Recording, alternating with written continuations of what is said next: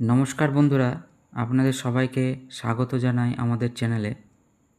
আজকের এই ভিডিওতে আমরা দেখব কৃষক বন্ধুর ফিল্ড ভেরিফিকেশন ফর্ম কিভাবে ফিল আপ করবেন, ফর্মে কি কি তথ্য দিতে হবে, কি কি ডকুমেন্ট লাগবে এবং জমা দেওয়ার আগে কি কি বিষয়গুলি খেয়াল রাখতে হবে। তাই ভিডিওটি শুরু থেকে শেষ পর্যন্ত দেখুন, যাতে ফর্ম ফিল আপ করতে কোনো সমস্যা না হয়। চলো বন্ধুরা, দেখে নিই তাহলে আমরা কিভাবে আজকে ফর্ম ফিল আপ করবো। কৃষক বন্ধু নতুন প্রকল্পের ক্ষেত্র সমীক্ষার ফিল্ড ভেরিফিকেশনের জন্য যাচাইকরণ ফর্ম ফিল আপ শুরু হয়েছে। কিভাবে এই ফর্ম ফিল আপ করবেন চলুন বন্ধুরা দেখে নেওয়া যাক আজকের এই ভিডিওতে। ফর্ম ফিল আপ যাচাই করার আগে একটি বিশেষ তথ্য দেখে নেওয়া দরকার।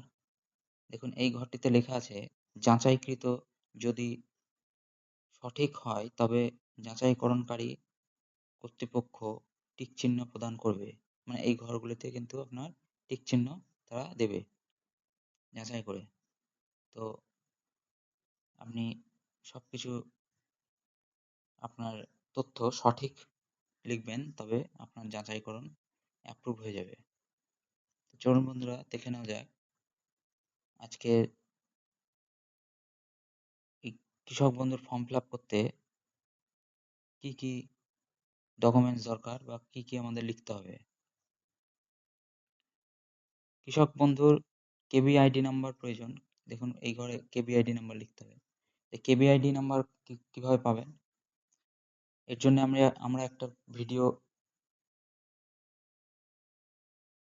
দিয়েছি, সেই ভিডিওটা আপনারা দেখে নেবেন। ডেসক্রিপশন বক্সেও আমরা কিন্তু তার লিঙ্ক দিয়ে দেব। তারপর হচ্ছে ক্রমিক সংখ্যা, এখানে কিছু লেখার দরকার নেই। তারপরে চলে আসা যাক ১ নম্বর ঘরে। ১ নম্বর পয়েন্টে আছে সুবিধাভোগীর নাম। কৃষক বন্ধুর যিনি ফর্ম ফিল আপ করবেন তার নাম দিতে হবে, এবং কৃষক বন্ধুর যে রেকর্ড আছে, রেকর্ড কপি বা ব্যাংকের পাসবই অনুযায়ী তার কিন্তু নাম এই ঘরে লিখতে হবে। ২ নম্বরে হচ্ছে তার পিতা, স্বামী, স্ত্রী বা অভিভাবকের নাম এই ঘরে লিখতে হবে। ৩ নম্বর হচ্ছে তার ঠিকানা, ঠিকানাটি কিন্তু ৩ নম্বর ঘরে লিখে দিতে হবে।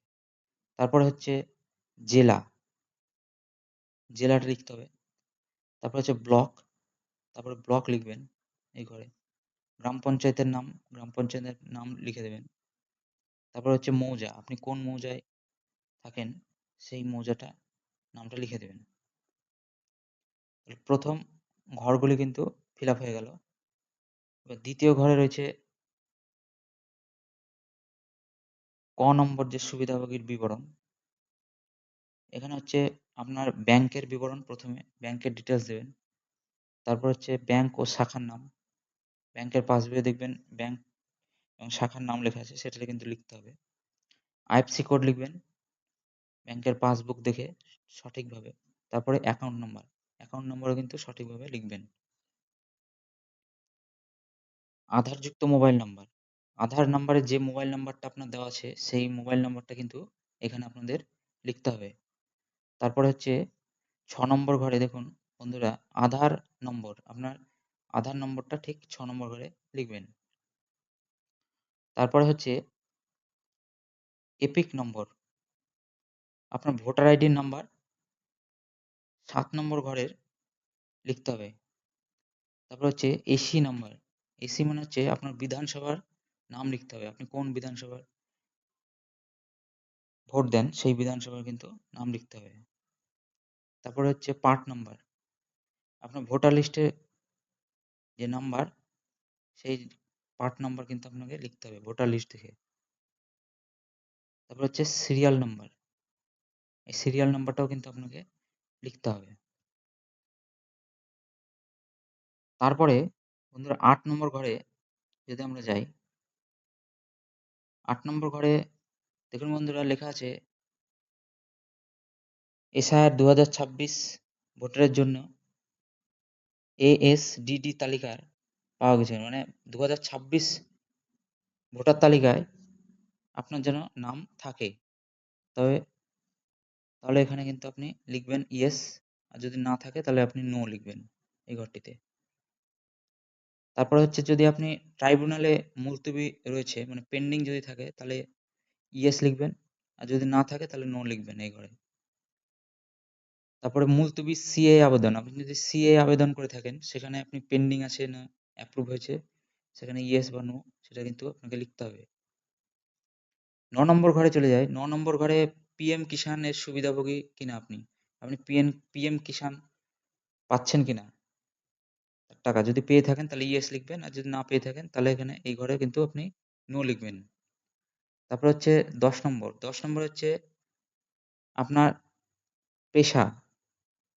আপনি কৃষক, না কেন্দ্রীয় সরকারি চাকরি করেন, না রাজ্য সরকারি চাকরি করেন, না কোনো বেসরকারি সংস্থানে চাকরি করেন। কিন্তু এখানে আপনাকে লিখতে হবে। আপনি যেটা করেন সেটা কিন্তু আপনার পেশা এখানে আপনাকে লিখতে হবে। তারপরে বন্ধুরা ১১ নম্বর ঘরে লিখতে হবে আপনার চাষযোগ্য জমির বিবরণ। আপনার জমির যে বিবরণ দেখবেন রেকর্ডের কাগজেই দেখবেন লেখা আছে আপনার জমিটি কি ধরনের জমি, হুম? আউশ, আমন, জলা সেটা কিন্তু আপনাকে লিখতে হবে। তারপরে ১১ ক সেখানে কিন্তু লেখা আছে জেএল নাম্বার। এই জেএল নাম্বারও কিন্তু আপনি পেয়ে যাবেন আপনার রেকর্ডের সার্টিফিকেটে। তারপরে খতিয়ান নম্বর লিখবেন। তারপরের ঘরে হচ্ছে দাগ নম্বর। এই দাগ নম্বর কিন্তু আপনি লিখতে পারবেন ওই রেকর্ডের কাগজ দেখেই। এরপরে হচ্ছে চাষযোগ্য জমির পরিমাণ।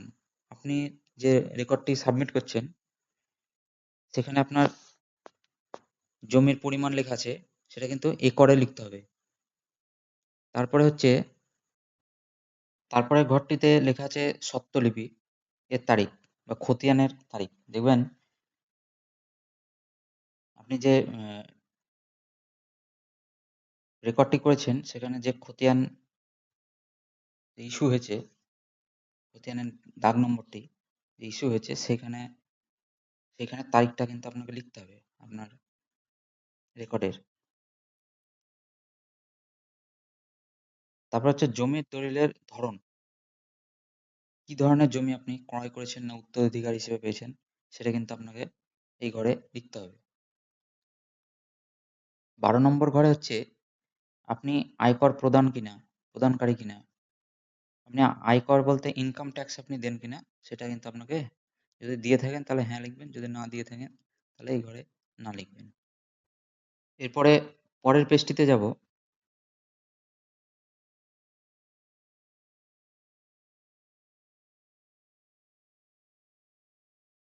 পরের পেজটিতে যে স্বামী স্ত্রীর বিবরণ। ওপরে যদি ওপরের যে পিডিএফ এ সেখানে যদি স্বামী ফর্ম ফিল আপ করে থাকে তাহলে নিচের এই পিডিএফটিতে স্ত্রীর বিবরণ কিন্তু লাগবে। তো এখানে স্বামী স্ত্রী বা আপনি নাম লিখে দেবেন স্ত্রীর নাম। যদি ওপরের ফর্মটা স্বামী ফর্ম ফিল আপ করে থাকে তাহলে নিচে স্ত্রীর নাম লিখবেন। স্ত্রীর ব্যাংকের বিবরণ দিবেন। ব্যাংক ও শাখার নাম লিখবেন এবং যে ব্যাংকের নাম লিখছেন সে ব্যাংকের আইএফএসসি কোডটা দিবেন ব্রাঞ্চের। তারপরে ব্যাংক অ্যাকাউন্ট নাম্বার দিতে হবে। তারপরে ১৫ নম্বর ঘরে হচ্ছে মোবাইল নাম্বার, যেটা আধার কার্ডের সঙ্গে যুক্ত সেই মোবাইল নাম্বারটা কিন্তু দিতে হবে। ১৬ নম্বর ঘরে হচ্ছে আধার নাম্বার। এই ঘরটিতে ১৬ নম্বর ঘরটিতে আপনার আধার নাম্বারটা কিন্তু এড করতে হবে। ১৭ নম্বর ঘরে ৪ টি ঘর রয়েছে।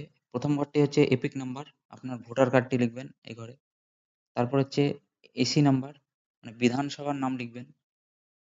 পার্ট নাম্বার, এই ঘরটিতে পার্ট নাম্বার ৩ নম্বর ঘরে পার্ট নাম্বার দিবেন এবং ৪ নম্বর ঘরে হচ্ছে যে সিরিয়াল নাম্বার, আপনার সিরিয়াল নাম্বারটা কিন্তু দিতে হবে।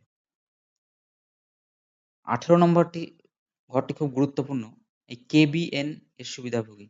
তার মানে আপনার ওয়াইফ এই কিষাণ বিকাশের নতুন ফর্ম ফিল আপ করেছেন কিনা সেটা কিন্তু জানতে চাইছে। যদি আপনার স্ত্রীর কেবিএন এর ফর্ম ফিল আপ করে থাকেন তাহলে এখানে কিন্তু লিখতে হবে ইয়েস, আর যদি না করে থাকে তাহলে কিন্তু নো লিখতে হবে। তারপরে হচ্ছে 19 নম্বর ঘর। 19 নম্বর ঘরে রয়েছে আপনার এসআইআর এর 2026 ভোটারের জন্য 2026 ভোটারের তালিকায় যদি তার নাম উঠে থাকে তাহলে কিন্তু এখানে ইয়েস লিখতে হবে, আর যদি না উঠে থাকে তাহলে নো লিখতে হবে।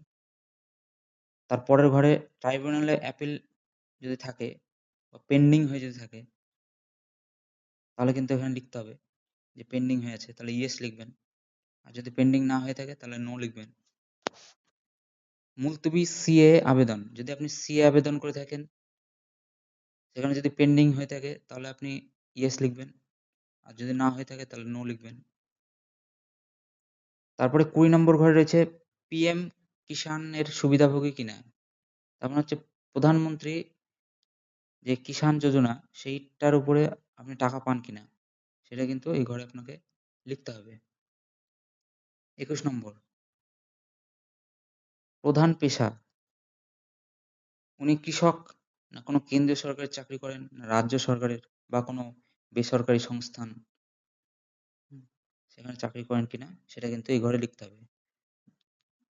যদি কৃষক হয় তাহলে কৃষক লিখবেন, যদি আর যদি সরকারি চাকরি করে তাহলে কেন্দ্রীয় কি রাজ্য, বা যদি বেসরকারি করে সেটা কিন্তু আপনাকে এই ঘরে লিখতে হবে। এরপরে ফর্মটির নিচে দেখে নেব সুবিধাভোগীর সিগনেচার করতে হবে,